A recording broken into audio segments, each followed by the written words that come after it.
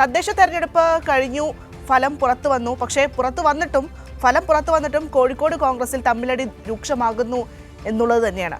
കോഴിക്കോട് കോർപ്പറേഷനിലെ പാളയം വാർഡിലെ കോൺഗ്രസ് സ്ഥാനാർത്ഥിയുടെ പരാജയമാണ് പുതിയ പ്രശ്നങ്ങൾക്ക് ഇപ്പോൾ തുടക്കമിട്ടിരിക്കുന്നത്.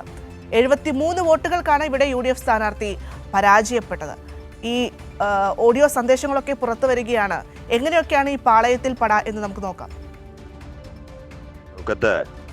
ഏതെങ്കിലും 4 ചേടകൾ പറയണ കേട്ടിട്ട് പുതിയാറ മണ്ഡലം പ്രസിഡന്റിനെ തല്ലാനൊക്കെ ഇങ്ങോട്ട് പോന്നിക്കണമെങ്കിൽ പ്രസിഡന്റിന്റെ അടുത്ത് എത്തണം എന്നുണ്ടെങ്കിൽ തൊടണം എന്നുണ്ടെങ്കിൽ കുറേ എണ്ണത്തിനെ തല്ലി തോപ്പിക്കേണ്ടി വരും. അതിന് താക്കത്തുണ്ട മാത്രം കാക്കൻ്റെ മോനെ ഇറങ്ങിയാൽ മതി. ഇൻസ്റ്റയിൽ കുറേ വീഡിയോ ഇട്ട് വീട്ടിൽ നിന്ന് പോസ്റ്റ് കയർമല ഒട്ടിക്കുന്ന ഫോട്ടോ ഗ്രൂപ്പിലിട്ടാലൊന്നും അത് പെട്ടിയിൽ വോട്ടായി പോകൂല. അതിൻ്റെതായ ലെവലിൽ പണിയെടുക്കണോ? വോട്ടർമാരെ കാണേണ്ട രീതിയിൽ പോയി കണ്ട് സംസാരിച്ച് നമ്മുടെ പാളയത്തിൻ്റെ പ്രശ്നങ്ങളടക്കം പറഞ്ഞിട്ട് വോട്ട് കുഞ്ചിയിലാക്കാനുള്ളൊരു കഴിവ് വേണം. അതിന് വെള്ളി ഇട്ടിട്ട് സ്ഥിരം ചുളിയാതെ നടന്നാലേ നാട്ടുകാർ കണ്ടറിഞ്ഞിട്ട് ഇങ്ങോട്ട് വോട്ട് ചെയ്യൊന്നുമില്ല. ശരി, ചേതൻ ചേരുന്നുണ്ട് വാർത്ത വിശദാംശങ്ങളുമായി.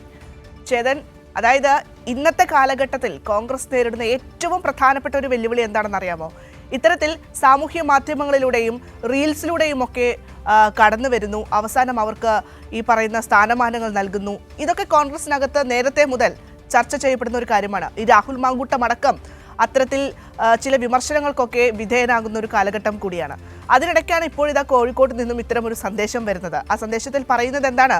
ഇങ്ങനെ സോഷ്യൽ മീഡിയയിൽ പ്രത്യക്ഷപ്പെട്ടിട്ട് കാര്യമില്ല, ജനങ്ങൾക്കിടയിലേക്ക് പോകണം, അവരോട് കാര്യങ്ങൾ സംസാരിക്കണം, എങ്കിൽ മാത്രമേ വോട്ട് തങ്ങളുടെ പെട്ടിയിലാക്കാൻ പറ്റുള്ളൂ എന്നൊരു മുന്നറിയിപ്പ് നൽകുന്ന ഒരു ഓഡിയോ സന്ദേശം കേൾക്കുകയാണ്. പൊട്ടിത്തെറിയൊന്നും അവസാനിക്കുന്നില്ല. എങ്ങനെയൊക്കെയാണ് കോഴിക്കോട് കോൺഗ്രസിന്റെ ഒരു തിരിച്ചടിയും തമ്മിലടിയും ഒക്കെ?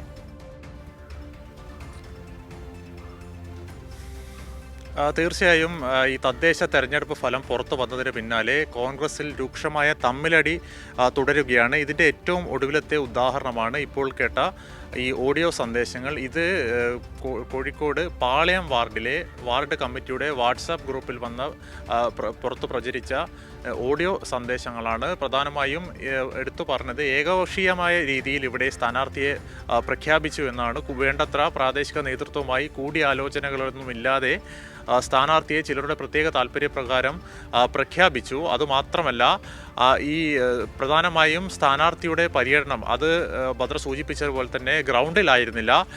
ഇൻസ്റ്റാഗ്രാമിലും മറ്റ് സാമൂഹ്യ മാധ്യമങ്ങളിലും മാത്രം സ്ഥാനാർത്ഥി പ്രചരണം നടത്തി. വേണ്ടത്ര ജനങ്ങളിലേക്ക് ഇറങ്ങി ജനങ്ങളെ നേരിൽ കണ്ട്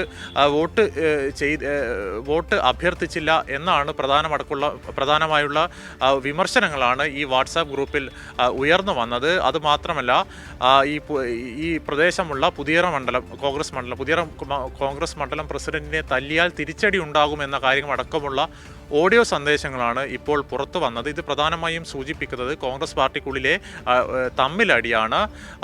ഏകപക്ഷീയമായ രീതിയിലെ സ്ഥാനാർത്ഥി പ്രഖ്യാപനവും അതുപോലെ തന്നെ നേതാക്കൾ തമ്മിലുള്ള സ്വരച്ചേർച്ച ഇല്ലായ്മയുമാണ് ഇപ്പോൾ പുറത്തു വന്നിരിക്കുന്നത്. ഏതായാലും ഇവിടെ ഇത് ഈ പറയുന്ന പാളയം വാർഡ് LDFന്റെ സിറ്റിംഗ് വാർഡാണ്. ഇത്തവണയും LDF അത് നിലനിർത്തി 1273 വോട്ടിൻ്റെ മിന്നും വിജയമാണ് ഇവിടെ LDF സ്ഥാനാർത്ഥിയായ അഡ്വക്കേറ്റ് സാറ ജാഫർ ഇവിടെ സ്വന്തമാക്കിയിരിക്കുന്നത്. ഏതായാലും വരും ദിവസങ്ങളിൽ കോൺഗ്രസ് പാർട്ടിയിൽ കൂടുതൽ തർക്കം വരും എന്ന കാര്യത്തിൽ തർക്കമില്ല.